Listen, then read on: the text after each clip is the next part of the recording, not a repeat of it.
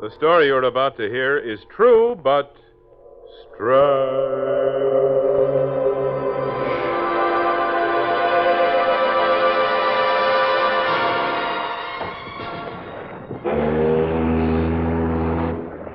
Marlene, honey, you're shivering. You don't tell me ship's whistles always do that to No, you. it's not that, Paul. Well, then what? After all, you're leaving home, you and your fiancé, you're heading for France, getting married by the ship's captain. Paul, no. But, honey... Paul, let's postpone it. Wait till we get to France. It's such a strange feeling. What is? Well, I've never been to France, and yet... Paul, I have the feeling that somehow I'm going home. That I have been in France before.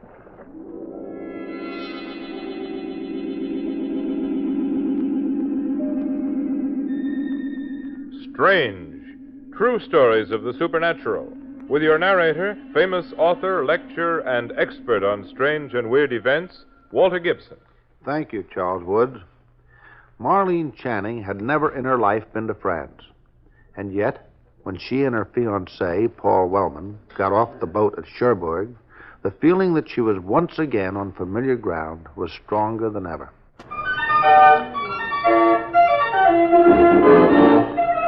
It was a feeling that grew as they took the boat train to Paris, that became even more positive as they left their hotel and had aperitifs in an old sidewalk cafe.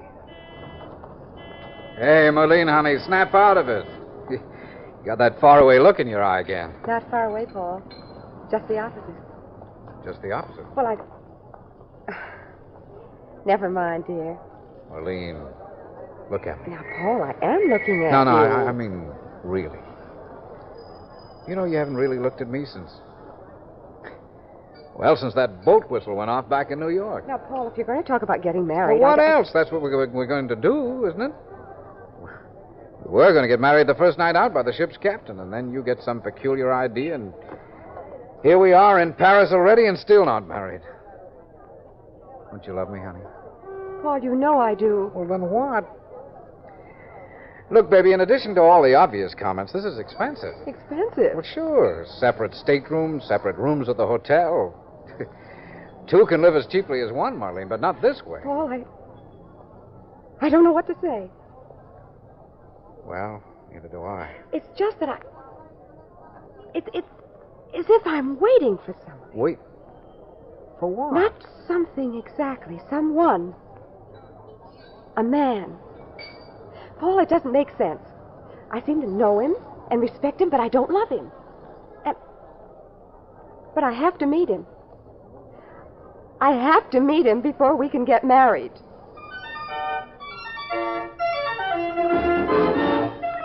Paul couldn't understand what Marlene was driving at, and neither could she. Then the afternoon came when, like all American tourists, they took a trip out to Versailles. Oh, Paul, it's beautiful, isn't it? Yeah, The palaces and the grounds and the garden. Oh, Paul, no, we go this way. Oh, but, honey, according to the tour... Never mind the tour. This way. This hedge.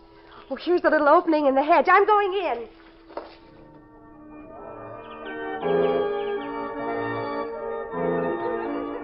Bonsoir, mademoiselle. Oh, Welcome to the Trianon, mademoiselle. it's not a masquerade, is it? A masquerade, mademoiselle? Well, all these people in inferior costumes. But most assuredly not. And it's not Louis XIV, is it? My dear young lady, the good Louis XIV has been dead for some time. This is the time of Louis XVI. The time of laughter. Everybody laughs. But not you, monsieur? No, mademoiselle, I do not. For what is there to be gay about? If one looks beyond the wall of this garden, if one looks beyond the ramparts of France across the ocean... Mademoiselle, you stare at me. You look so familiar. As if I've seen you before. I'm sure I've seen you before. But where? Where?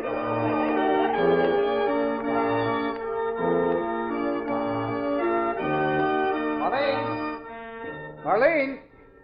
Oh. Marlene, what's the matter with you? I followed you through the hedge, and then all at once you were gone. I lost sight of you. I looked everywhere. Marlene! Yes. Oh, Paul. Where are they? Well, where's who? Oh, the people, the party. They were so gay, only he said they had no right to be gay. Who said... Honey, what are you talking about? We're all alone. We're alone.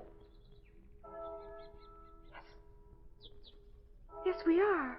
Well, sure, honey. We... Hey, come on. We're going back to Paris.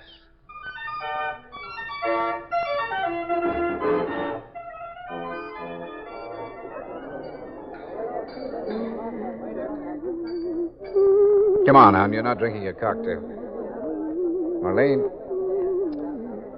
What's the song? Marlene. What? Song? What song, Paul? You were just humming it. I was? Well, don't you remember? Oh, yes, it does sound familiar. I never heard it before, and I know you pretty well. Or at least, I thought I did until yesterday afternoon. Honey, what happened out there? I met someone, Paul. Who? A man. He was young and handsome. He was dressed all in blue. A blue coat edged with gold. Lace ruffles at his sleeves and neck. Sounds like a dream. Oh, now, Paul. Honey, you know what I mean. I mean, you're imagining something. After all, this is the 20th century, not the 18th. But, Paul, it seems so real. Ah, it's this country, or maybe it's the water or something. We're not accustomed to it. It makes you ill. You can imagine anything. I didn't imagine him. Now, baby, He was real as you are, and I'd seen him before. I know I have. Oh, sure, that's great. You meet somebody back in the 18th century, and you're sure you've seen him before. When? In some former existence, maybe? No, Paul, that's the strange part. When I say before, I mean recently. I mean in my own life. Oh, fine. You're scrambling time for sure, aren't you? Look, honey, you've got to get over this. No. Yes. We may not be married, but I'm still responsible for But you. there was something he wanted to talk over with me. What? There was. I can feel it. Some big decision he had to make. You better let me feel your forehead. Marlene, you've got a fever. Oh, I haven't. I'm still excited. say you got a fever. Come on, you're going back to the hotel. You're going to rest.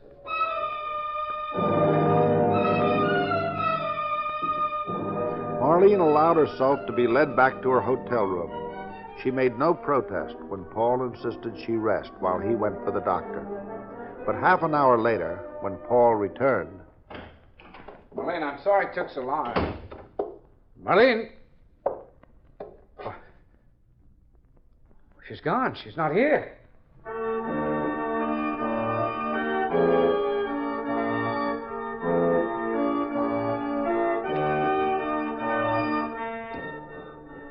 Mademoiselle, you have come back. Yes, I have. And I'm most grateful. I felt I had to see you again. And I to speak with you. You're not French, no? No, I am not. I trust you are not one of the accursed British? No, I'm American. American? What is this? Oh, the colonies, no. That is where you're from, across the ocean. Yes, from across the ocean. What is that song? The song? Oh, never mind the song. Let the others sing and dance. They make laughter while the world falls about their ears. They are fools who cannot see the coming of the storm. Where? But everywhere, mademoiselle. Here in France itself, perhaps. But most assuredly across the ocean in your own land. What kind of storm? How can you not know? Are there not already rumblings of it? Are not your people bitter against tyranny, against oppression? Yes, we always are. You speak as if your country had lived for centuries when it is even now just beginning. Just beginning?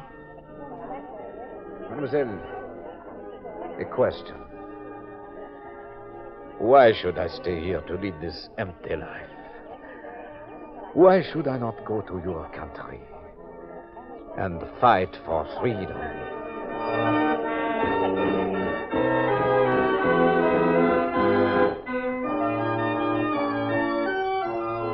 Marlene! Marlene! Oh, Paul. Oh, there you are, honey. Gee, I had a feeling you'd come out here to the Petit Trianon. As soon as I saw your hotel room was empty,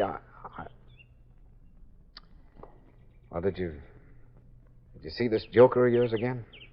Yes. Did he make that decision?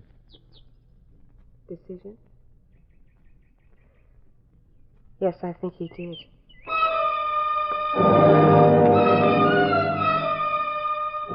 It was the next day. Marlene and Paul were back in Paris. Paul had left Marlene at the hotel while he went out to get a visa for them to visit Switzerland. It was a hot day, and passing a small museum, he heard music. It was the same music he had heard Marlene hum. He went in and spoke to the curator, a young lady.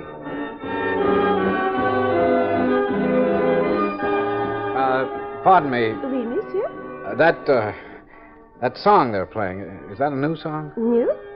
In one sense, oui, monsieur. But in another, no. In another, it is very old.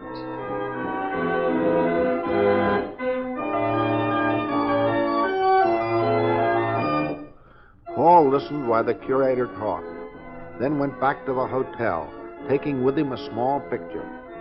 Marlene was asleep, but she awakened as she heard.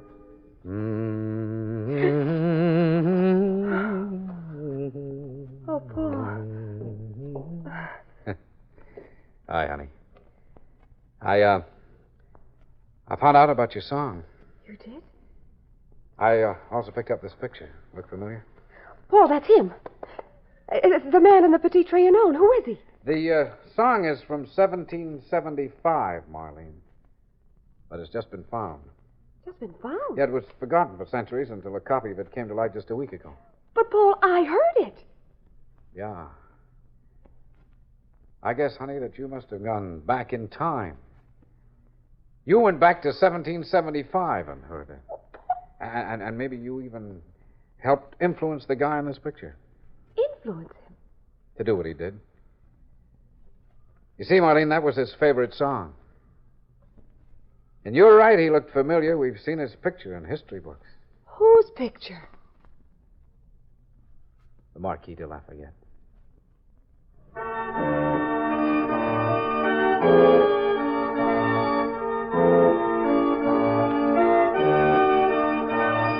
A strange passage back through time, one that was proved to have actually happened when a lost song turned up again after 150 years. I'll bring you another story of the supernatural, The Hand of Glory, a story true but strange. Tune in at this same time for Walter Gibson, your expert on the supernatural.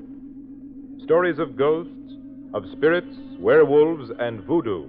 And each story you hear is true but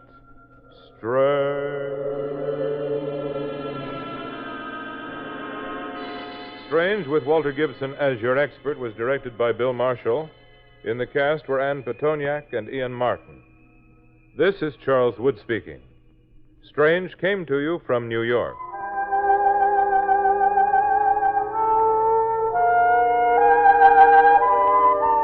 Strange has come to you through the worldwide facilities of the United States Armed Forces Radio and Television Service.